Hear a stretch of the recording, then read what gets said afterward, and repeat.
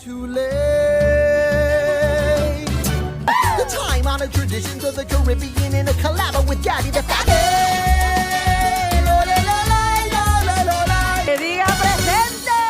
The film begins with a view of the capital city of Havana, Cuba, where an old man named Andres, a famous street musician, lives with his pet kinkajou named Vivo. Despite being a human and an animal, music has successfully brought them together, entertaining visitors in the plaza. And if y'all like that, won't you pass the hat right along like that?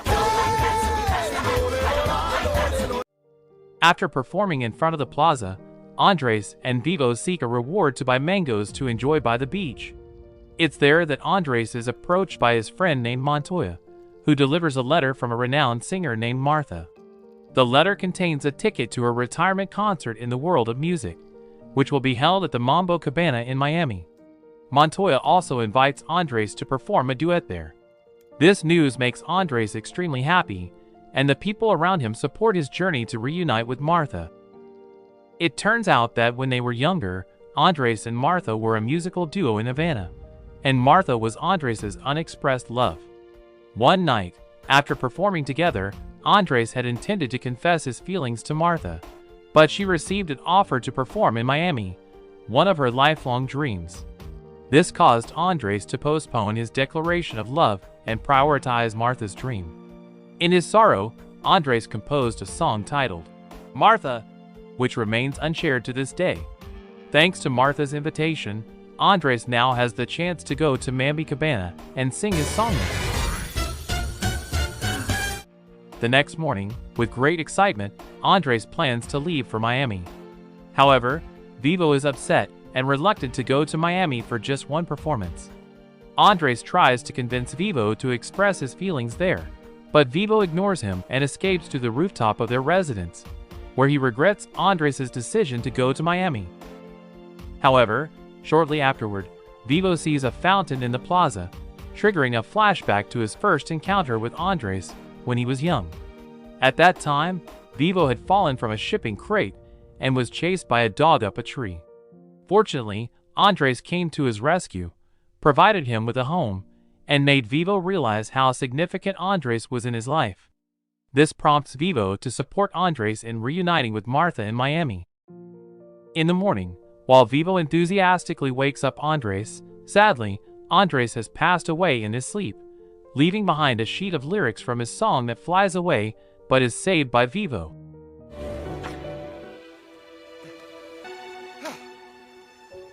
That night, Montoya and the people of Havana gather in front of the plaza to remember Andres.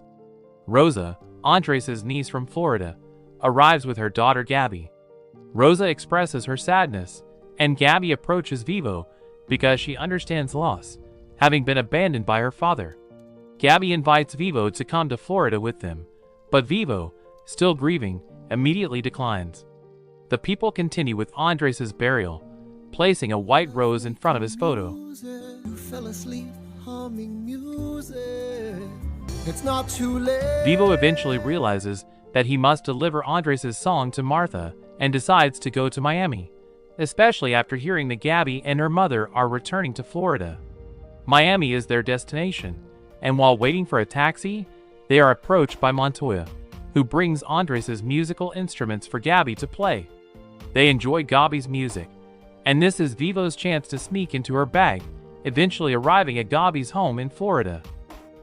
There, Vivo peeks through a hole and sees Gabby being confronted by her mother, who has brought a uniform for her to sell cookies in the plaza with girls her age. Gabby is not pleased with this, and at the same time, Vivo attempts to escape from the bag, but gets his tail stuck in the zipper. Gabby is forced to join her mother, and she becomes angry because she is constantly pressured. She eventually puts her uniform in the microwave in frustration. Suddenly, she notices Andreas' bag rolling to a stop in her room. Upon inspecting the bag, she discovers Vivo inside, making her very happy. Gabby! It's my mom. Hide! After microwaving her uniform, her mother once again insists that Gabby wear it. However, Gabby explains that she is different from girls her age because she prefers to play the drums and rap. But I mean, that was accidental, but we're a team, we'll be instrumental. Extra, extra! Unfortunately, Gabi's taste in music doesn't align with Vivo's, so he escapes through the window, leaving Gabi, who accidentally finds a letter for Martha after reading its lyrics. Gabi understands her uncle's unexpressed feelings and is willing to help Vivo meet Martha in Miami. Gabi places Vivo in her bag and asks her mother to watch Martha's concert in Miami. However, because her mother is not familiar with Martha's songs, she declines. Nevertheless, Gabi has another idea. She purchases bus tickets online to take Vivo to Miami. At the plaza, Gabi runs into her cookie team, Becky, Eva, and Sarah. They are selling cookies while promoting environmental conservation and sustainability. However, they notice Gabi hiding and approach her, questioning why she isn't participating in selling cookies. Gabi makes excuses, saying she needs to save a rare kinkajou, which they find adorable. However, Becky, noticing Vivo, inquires about his vaccination certificate, which seems unimportant to Gabi. Eventually, Gabi and Vivo excuse themselves, claiming the certificate is in their bike's trunk. In reality, they head to the nearest bus stop.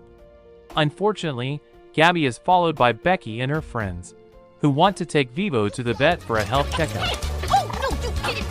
Luckily, Gabi and Vivo manage to escape from the cookie trio by boarding a sand transport ship. Becky, who saw Vivo's tail, asked Eva to borrow her father's boat.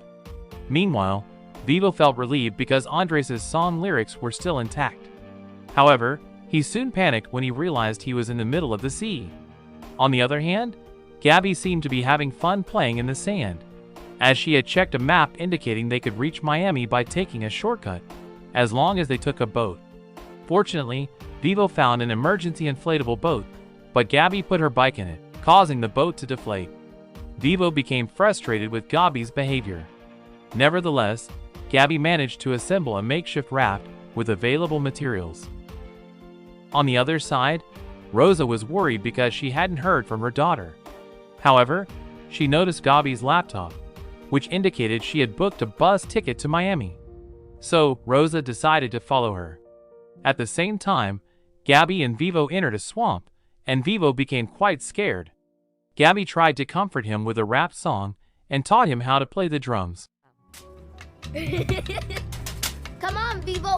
You and I, all I can do in the It seemed like they were harmonizing in their singing, but unfortunately, everything came to an end when heavy rain and flash floods struck. This separated Gabi, who had Andres' lyrics, and Vivo, who was stranded in a tree. Vivo climbed to the top of the tree and called out for Gabi, but there was no response. He only saw a flock of birds flying by, and he decided to seek their help. However, to his misfortune, Vivo fell right next to a burrow where Dancarino, a burrowing owl, was about to sleep for mating season. He was tired of 8 mating seasons going by without finding a mate, especially Valentina, a female owl he liked but was afraid to approach. Vivo struck a deal with Dancarino that he would help him court Valentina in exchange for Dancarino helping him find Gabi. They agreed, and Dancarino approached Valentina, complimenting her eyes, which he compared to a marsh.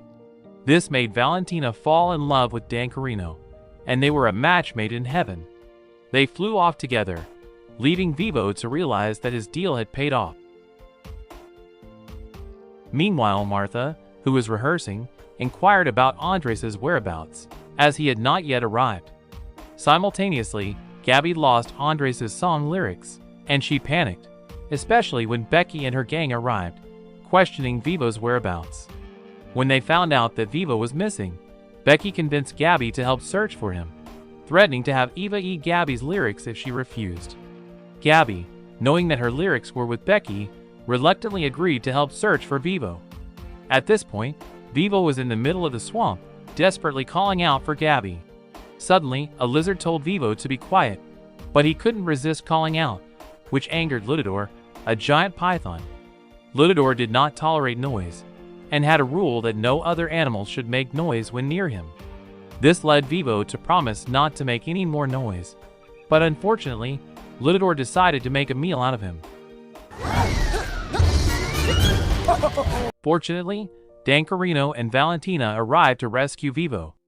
They helped him find Gabby, who, along with Becky and her friends, had encountered Lutador in the swamp. They ended up taking refuge in the roots of a mangrove tree, with Lutador's coils tightening around them. They screamed for help, and Vivo heard them.